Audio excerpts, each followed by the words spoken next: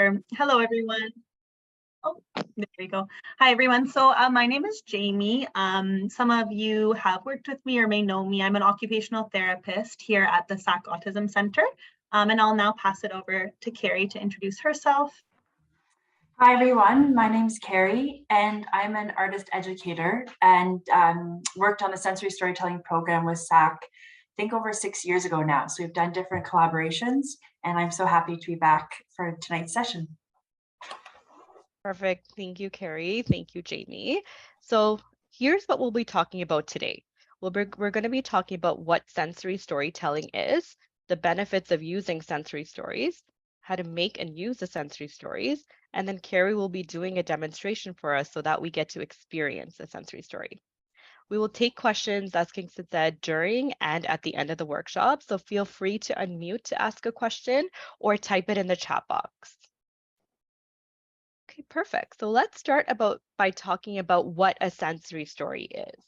A sensory story is a simple story that is told using a combination of text and matching sensory experiences. So each section of the story is paired with a sensory experience to help bring that story to life. So for example, in a story where a boat is crossing a river, for example, you may use a water spray to spray and to experience that water. Or if I take the Three Little Pigs story as an example, you may use a handheld fan to kind of blow air on the child's face when you read that part of the wolf flowing down the house, for example. Sensory stories incorporate all the senses, so touch, smell, sounds, taste, visual materials, and movement.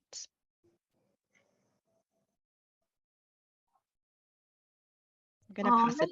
Yeah, go ahead. Oh, hello. Okay, now we're going to talk a little bit about why you might use a sensory story instead of a traditional story. So we're all familiar with traditional stories. Those are the storybooks that you might read with your child. So when you're using a traditional story, as you know, you are pairing pictures just with the words on the page. So the animation demonstrates what's going on. So you can see there that you're really only engaging two of the child's senses there. That would be their vision. So they're seeing the picture and they're hearing. They are hearing the words. But that leaves taste, that leaves smell, that leaves touch, that leaves movement. None of those are being used. Now, with the sensory story, the difference is that we pair the words and pictures of the story with physical objects, as Vithangi was mentioning, which represent part of that story and engage the senses to do so. So as she mentioned, you can use a fan to imitate wind on the face, or you can, if that story is about apple pie and that page is about apple pie, you can smell a candle to engage the sense of smell. And the reason we would do this, especially with our children who have autism spectrum disorder, it allows the children to engage more with the stories. You know, we have a lot of sensory kids. They love to touch, they love to feel, they love to hear, they like to smell and taste. So when we take advantage of these interests, we can help them to engage in the story more than just asking them to sit and listen to a traditional story. One thing we did want to mention is that the sensory activities used in a sensory story, should be pleasant or enjoyable for the child. So if you notice that your child looks like they're in pain during a certain sensory activity or they're really uncomfortable, discontinue that activity. This method is not meant to really desensitize your child. It's just meant to engage their senses in a pleasant way.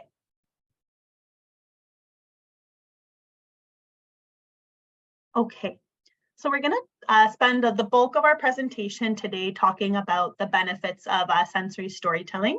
So I'll go over the first several points and then Vithangi will go over the last several points here. So one of the main benefits of sensory storytelling, which we just discussed, is improved engagement. As we said, kids may passively listen to traditional stories if they're just told to sit and listen.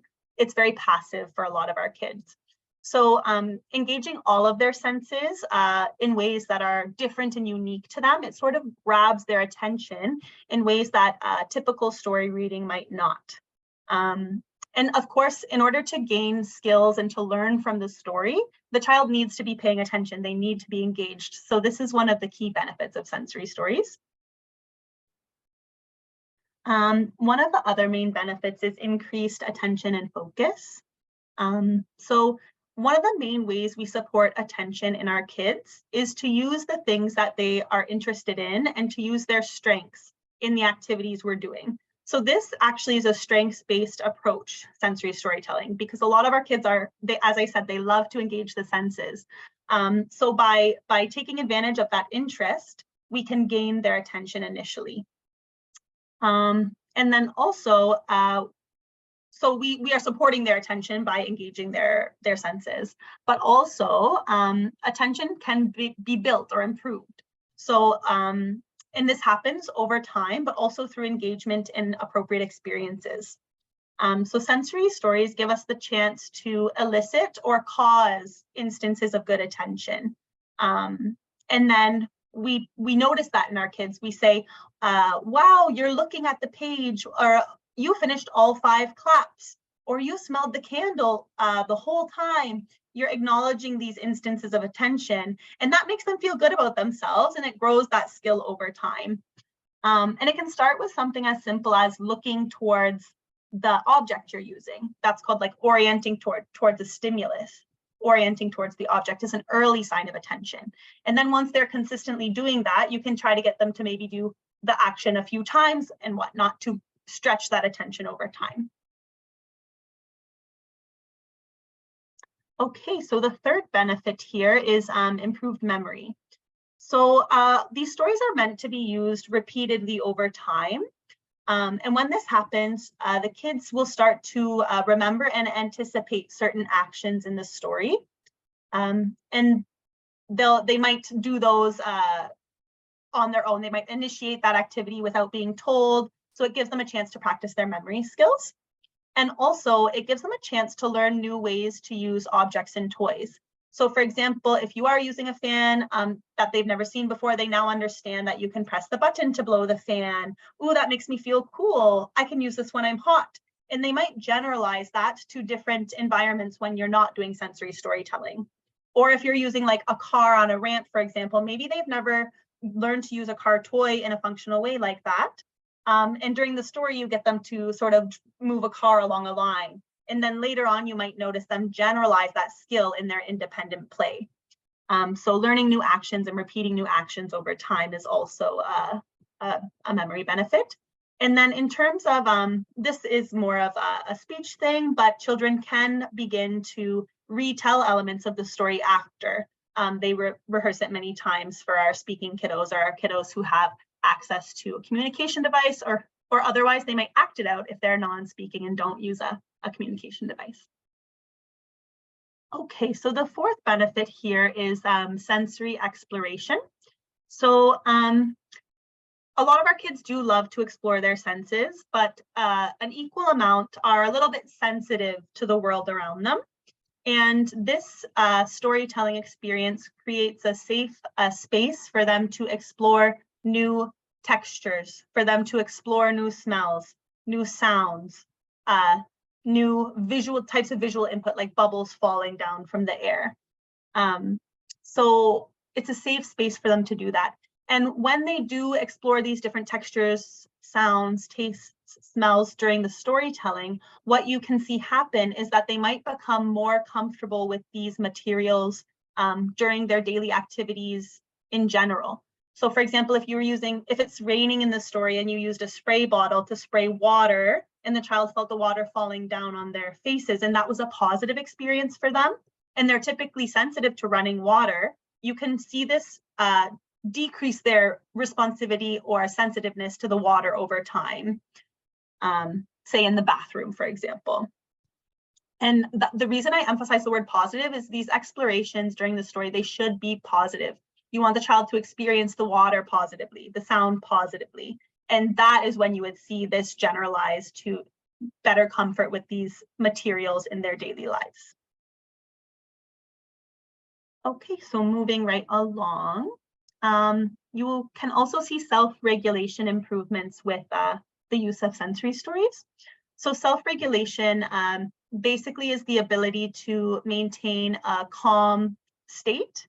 It has to do with your energy level. So you're not too hyper, you're not too sleepy, you're having a just right energy level. And there's also an emotional element. So you're not super angry or distressed, you're not super sad, you're feeling okay and calm.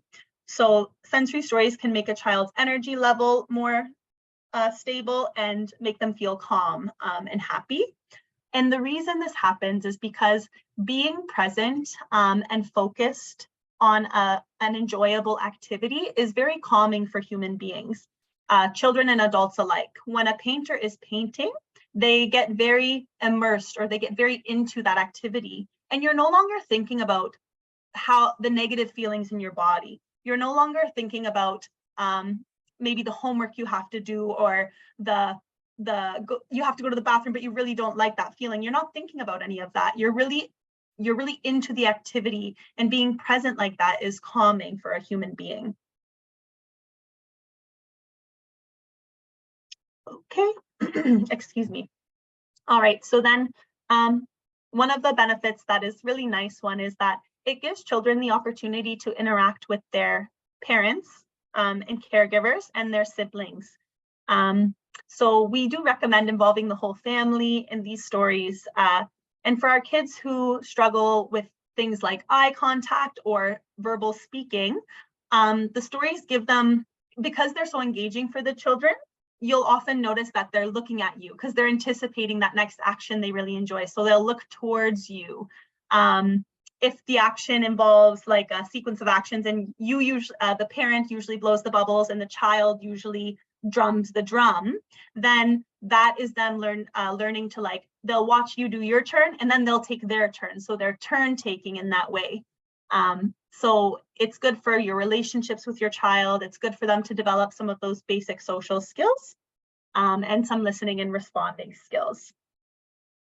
And then we talked about this a bit already, but increased creativity, curiosity, and play. And I would say that the reason this happens goes back to what we discussed before, where the child is learning to be comfortable with new materials. They're learning to be comfortable and explore those new materials. So they're becoming more curious. They're learning new actions you can do with toys, new ways to use things. They're reading about that from the book, and then they can reenact that in their daily lives. So that's an increased play there. So I'm just going to toss it over to Vithangi now to finish on the benefits of sensory storytelling. Yeah, so sensory stories may also develop your child's literacy skills. So that's their reading and their writing skills, because there's going to be repetition of language, which allows children to recognize words and begin to understand their meaning. They're also able to associate that word with a sensory stimuli. Along with having a new experience, sensory storytelling also promotes language learning by enriching a child's vocabulary. So they may learn different action words, they may learn different describing words or adjectives, because sensory stories allow language and a sensory stimuli to work simultaneously with another. And depending on the story, it can also develop their skill of asking and answering questions, inferencing, following directions, retelling stories, like Jamie said earlier, and sentence formation. So let's take a minute here before I continue to just check in to see if any of you had any questions about what we kind of talked about so far. And again, like we said, feel free to unmute or type your questions in the chat box.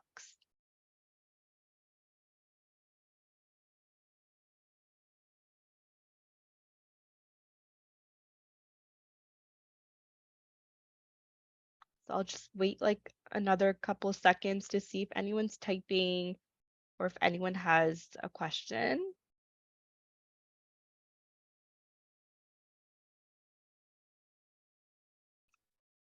I don't think there's any questions now, but if you're still typing, please do type and we'll take your question at the end.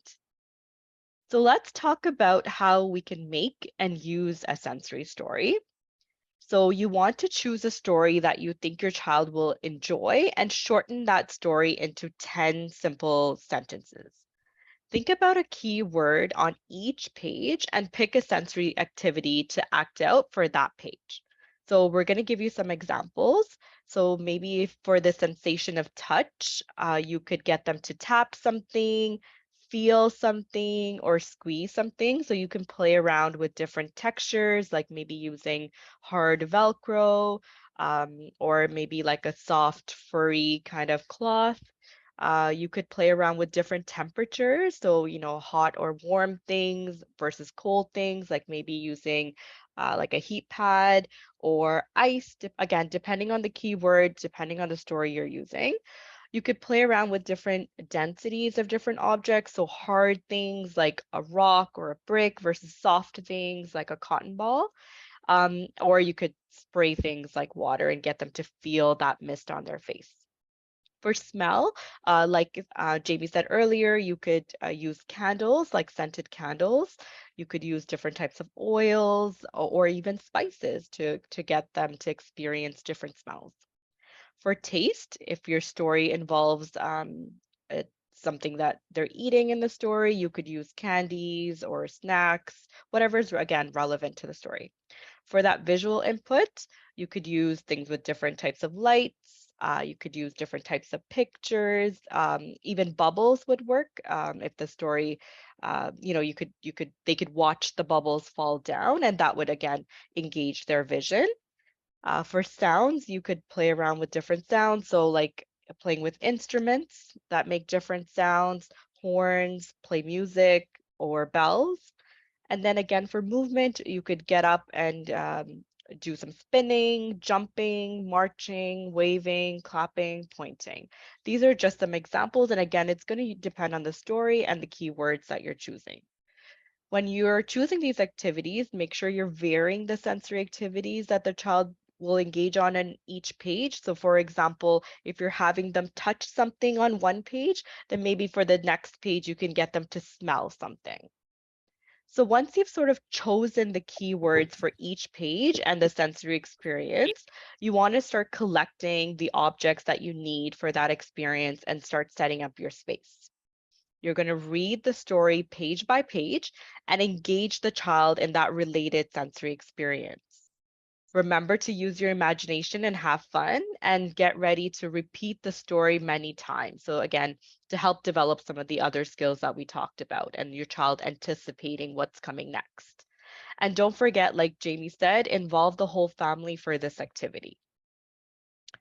So this kind of takes us to our demonstration.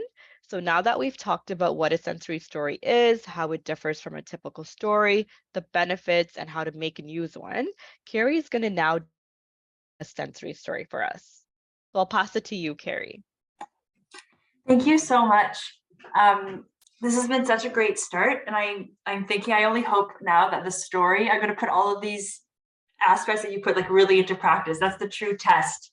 Everyone has to pay attention to, am I using all the senses and what that looks like. I think what I want to do is I'm going to share a story with everyone, and I will explain my approach to this. I'm getting very excited because sensory storytelling is such a creative space to work in and to make new discoveries. And I just love already in the presentation, I'm getting more ideas for different sensory stories. So the story that I'm going to do for everyone is coming from the Goodness Gift sensory storytelling box. So this is a new collaboration that I've done with SAC for the Goodness Gift enterprise.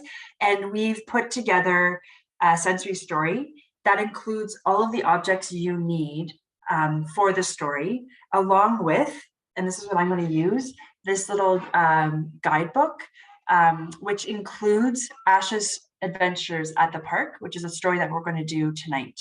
And it also includes some other great stories as well that I will get to. But because this is a bit of an introduction to sensory storytelling and also to this box, I'm going to explain what you can expect. So this book here is your go-to as an introduction to sensory storytelling. So much of what's been shared in this presentation, which is really valuable, we've really tried to capture in here. So you can have it as a reference as well. And we have the story of Ash's Adventures at the Park. This is a made-up story. So I think it's actually a nice balance and complement to what we've just gone over, that sensory storytelling can be inspired and created based on your stories that you have at home, your favorite picture books and traditional stories. And it also can be completely made up stories. So this story is a story that I made up based on everyday activities and tried to find ways of engaging it in the senses. It's a very short story because it really doesn't have to be a long process in terms of how we put this together. So I am going to take us through the story, which is broken down onto this page. For every sentence, we have that action or that movement that or object that goes along with it. So my activity first is to gather the objects that I need for the story, and everything is in this box. So for Asha's Adventures at the Park, I'm going to need some grass. So we have the green crinkle paper. I like to take the objects and put them in a bag. So it's a surprise. So as we tell the story, when you get to that part of the story, you pull out that object. So I've already put inside this bag the green crinkle paper that I use as grass. I also need flowers. What a wonderful object to smell. For this demonstration, I'm using plastic flowers. I have used flowers like this before and put different oils on them for a great smell. You could use real flowers as well. There's also the opportunity in the sensory storytelling box that we've put together to actually make your own flower, which would be a great activity to do as well. So you need flowers. You need a spray bottle. I think every sensory story that I like to do involves water because it really is such an engaging part in storytelling, and there's so many different ways to incorporate it. So a spray bottle, bubbles, which we have for our story, and it finishes off with a cup of hot chocolate. So that's something you'd want to make ahead of time for the story. All right, is everyone ready for Asha's Adventures at the Park? Here we go. And I'm going to do, let's see, thank you, Jamie, thumbs up. I'm going to use this, it's as well too. I'm really excited about it, so it's coming across as a bit of a performance, but sensory storytelling isn't performative. So I want to show as how I'm going to be reading the story and using the objects as I go along with it. Asha asks her mom, "Please, Mom, can we go to the park? Please, Mom, can we go to the park?" And I sometimes invite and show, "Can you show me the please? Please, Mom, can we go to the park?" Mom replies, "Okay, let's go." Asha lifts her arms in the air and smiles, "Yay! Yay!" Can we all together, I can't see anyone, we're all going to lift our arms up in the air and say, "Yay! Yay!" Super. At the park, Asha runs through the green grass. Now we want to discover that green crinkle paper, and this is going to be our green grass. And let's put our hands inside the bag and scrunch up that grass between our fingers. She runs through the green grass. It also makes a really great sound as well too. We feel the green grass. She smells the flowers. A nice breath in and out. I want a nice present moment too, to take it in together. All together, we smell the flowers and breathe out. Smells the flowers and goes down the slide. We're going to climb up the slide together. We go 1, 2, 3. Let's sit down and we go whee, bump. Let's do that again. We're going to climb up the slide together. We go 1, 2, 3. Let's sit down together and we go whee, bump. Then her mom pushes Asha on the swing and Asha pretends to go as high as outer space.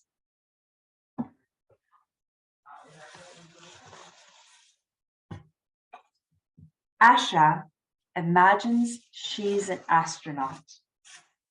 And as she's in outer space, we're going to open up the bubbles. And we don't always use the objects as toys. So I really recommend, in this case, maybe it's going to be an adult that holds the bubbles and blows the bubbles, and those are planets all around.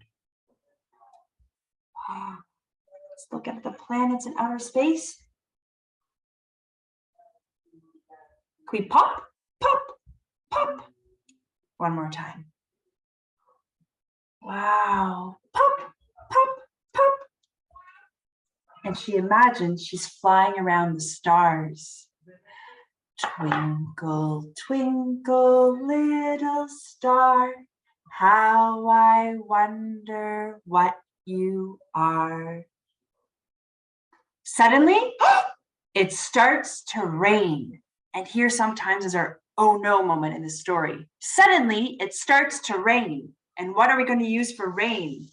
Let's use our spray bottle. Suddenly, it starts to rain. We spray, and depending on comfort, sometimes it can be sprayed up like this. That's really refreshing. We feel that on our face. That might be too much sometimes, too much stimulus. So why don't we try on the hand? We feel just the rain on our hand. It starts to rain gently on our hand. We feel the water between our fingers. It starts to rain. Asha's mom says, I think it's time to go home and have some hot chocolate. I think it's time to go home and have some hot chocolate. Let's blow on the hot chocolate and take a nice sip.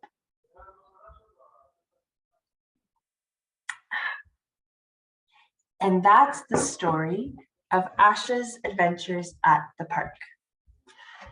There you go. That's how we put it together for you.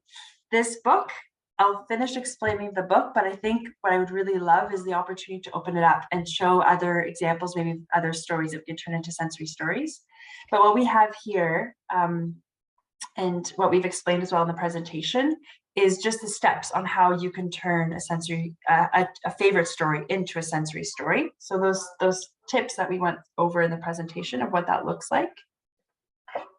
And then we have story ideas. So one is, which is a real favorite of mine, is going on a bear hunt.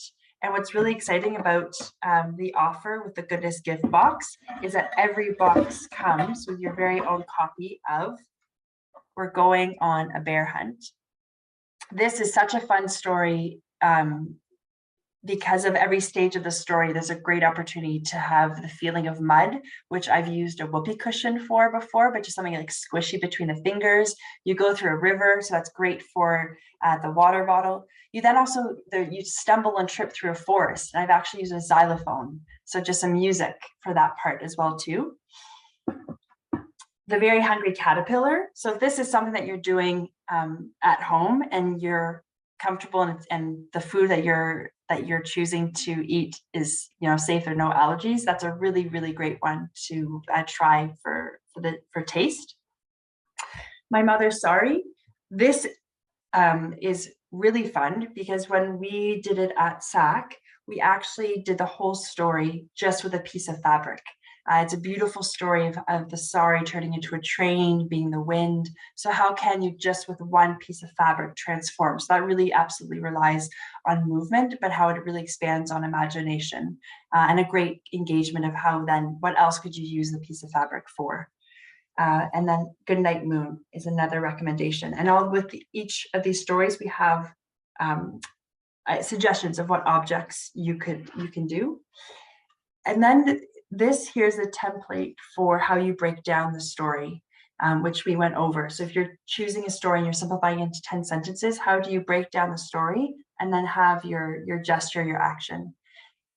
Not for it to feel overwhelming. It might be something to do as a kind of first exercise or getting ideas, inspiration. But as you get more comfortable with it, sometimes the objects or the gestures come on the spot as you're considering it.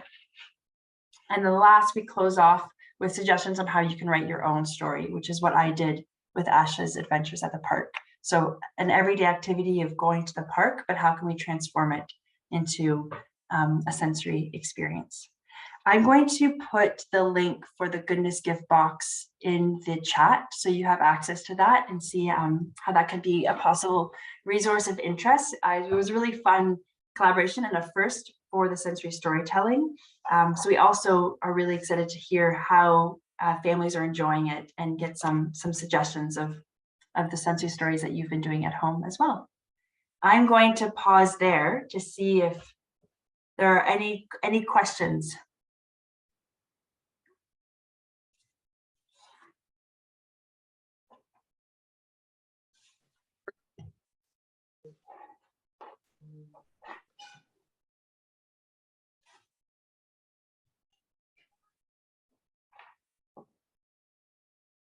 Has anyone tried sensory storytelling before? Is this completely new? First time? Does it feel a bit intimidating?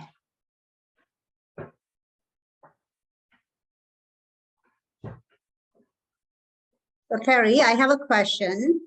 So is it the sensory storytelling is good for any age group? Like, like, because we have got young children and we have got older ones. So, like, is it good for anybody? What's really fun about sensory storytelling, especially if you are creating your own stories or you're basing it on favorite stories, you're making it accessible and engaging and inclusive of any age group. So I think that's something that I really loved about our collaboration with SAC and working with SAC is we worked with, I think, little ones as young as like 2 or 3, and then also then did some really great storytelling, kind of anecdotal everyday stories that we turned into sensory stories with the older groups, working with adults as well too. So yes, and I really appreciate that question, because I think storytelling, or the fun part of storytelling, is that it isn't an activity just for when you're little. How is it something that can become part of your everyday ways of processing information, understanding, trying new things as well? I love that example of how, like, gauging, right, your development and your comfort with smells and different experiences. Yeah, and how that evolves and changes. And that's what I think is so helpful and important with the repetition, is that you're really kind of building that habit. So more than anything, you're building comfort around it, but also understanding and learning how that confidence is growing for the storyteller, and also how do you all become storytellers in the process? I think I saw one person, Kanjana. Did you want to ask a question? I know your hand.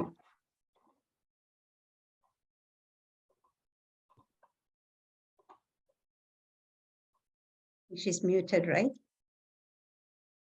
I think she's muted. I wonder if it, yeah, the hand went down. I wonder if it might have been an accidental hand up. I'm not sure. Okay.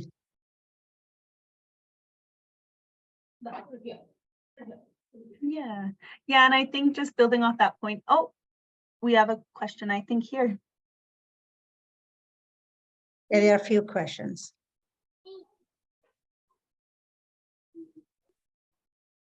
So the question from Vinod says, my daughter is nonverbal, but is sensory seeking. Can I use this with my daughter? What if she gets stuck with the sensory object that we use?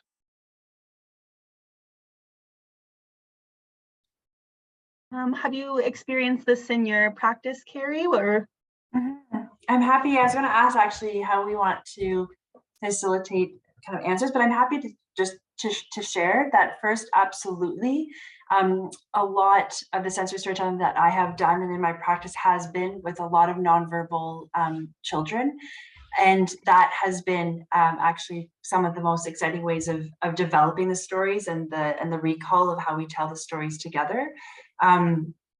But actually, I think how I would like to answer that is with the repetition and moving through the story, that helps with kind of understanding and anticipating the end of one object, the end of one experience, and moving on to the next. So it's absolutely something to work on and build on. So the first time you're making this, telling the story, there might be some aspects of it that you're building and working through, but with that repetition, that consistency of learning and knowing, oh, but after the rain, what comes after the rain? Oh, maybe it's the bubbles. We're going to outer space, and so now it's time to say that the rain is all done, but we're now going to discover the bubbles and moving forward. That's actually why I love the bag, because it actually allows kind of my like overview and control of the objects, so that they're not turning into toys in the story, that they're really objects that are facilitating and aiding the story. All right, thanks, Carrie. Uma asks, I have a daughter who has a sensory need. When working with an adult, how would you explain this storytelling can help?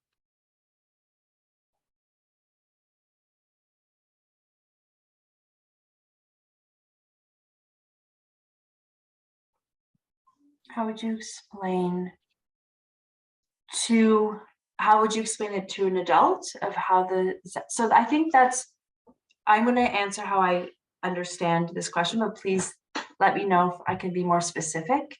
I think it came up earlier in the presentation too, which I really loved the emphasis of seeking and going with interests and what that idea of what's exciting and what kind of brings pleasure. So I think I would follow kind of the lead of choosing stories, choosing ideas, themes that are of interest to your daughter, and going and kind of making that an opportunity, like, why don't we tell a story about this? Or are there any stories that we can think of that, that you really enjoy about going for a car ride or going, to the grocery store to do a shop? I introduced the ideas of imagination, going to outer space, but it also, how could going to the grocery store become a story that we want to tell?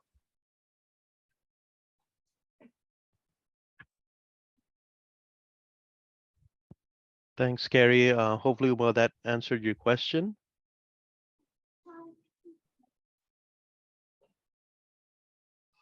I think there's a really good, with social stories, there's a really good opportunity to use the social, and that's maybe when I'll look more to Vithangi and Jamie around that context, because I'm coming from the artist educator side, but I think there's a good, if I'm right, like parallel and kind of opportunity to, through social storytelling, introduce sensory storytelling. Yeah, so social, just to answer the question, the social story would be different if you're trying to teach something through the social story. So to answer your question, Uma, social stories are different from sensory stories. I don't see why you can't incorporate a sensory experience within a social story. I feel like you would get the best of both worlds maybe that way. But social stories are different from sensory stories. So social stories are usually teaching, they're written in a positive language. It's usually to teach something. So for example, teaching your child, like, that they're not going to hit their brother and that, or that they're going to play together. So it's more specific, and it's a story made specifically for your child to teach a behavior. Versus a sensory story is just making up your own story or using a story that you think your child would really like and adding sensory experiences so that they can engage better with the story and with you. So they are different.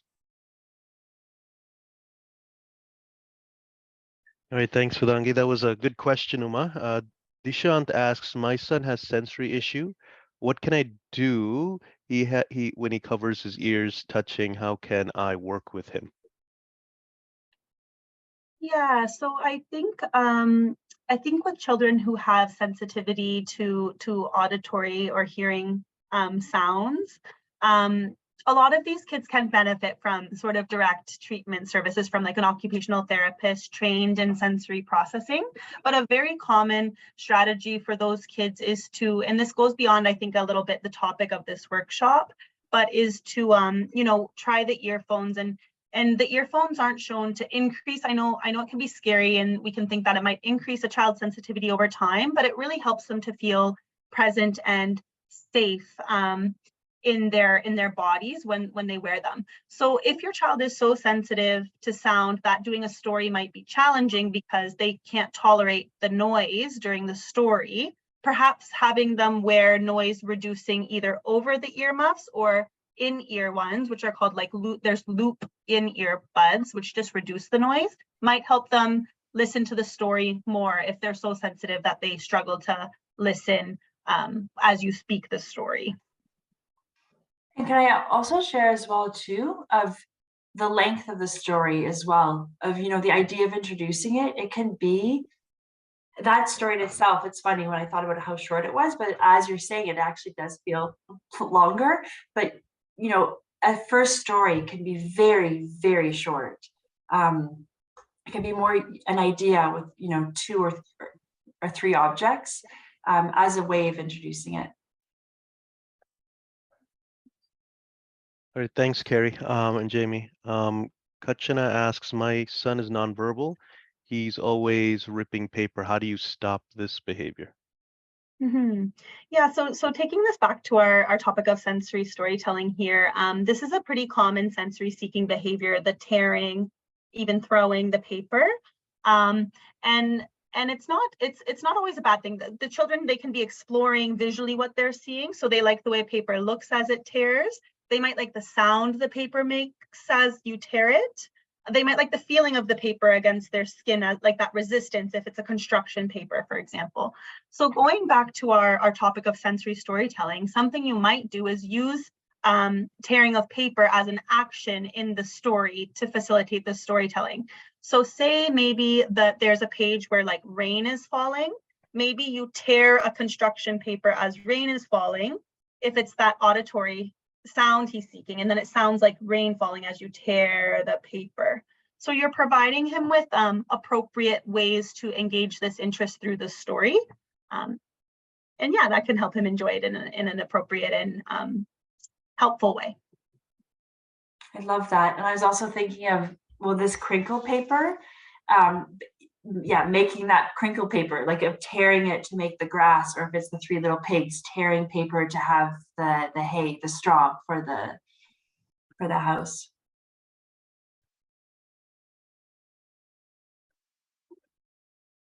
All right, thank you, Carrie and Jamie. You know, we're a small group, so if you feel like it's better to unmute yourselves and ask your questions, you can.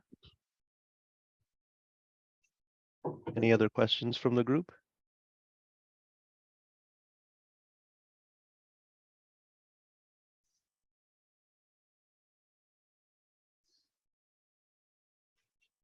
Okay, so any final words from the panel before we end off the presentation? Well, we really hope that you take a look at the link that Kingston shared in the chat here that has the story that Carrie presented today, as well as another. And we hope that you try it out. Again, just choose a story that you have at home or make one up like Carrie did, and just grab whatever you have at home. It doesn't have to be something really thought out of, like it doesn't have to be 10 sentences, like it could be shorter. You don't need to have something for every single sensation if you don't have it. But as long as you're trying to engage your child in a story using sensory experiences, I think your child will enjoy it. And I think it'll be a pleasant family experience. So we really hope that you try it out. Thank you for attending today's workshop on sensory storytelling. We hope that we gave you some new ideas to try out. All right, thank you to the panel here. Very engaging presentation. We will be sending out the presentation within a couple of days. And if you have any questions, you know, feel free to contact us at info@sac.org. I'll put that email in the chat. And thank you again for everyone attending. Have a great night. Thank you. Bye. Bye, everyone. Thanks. Bye.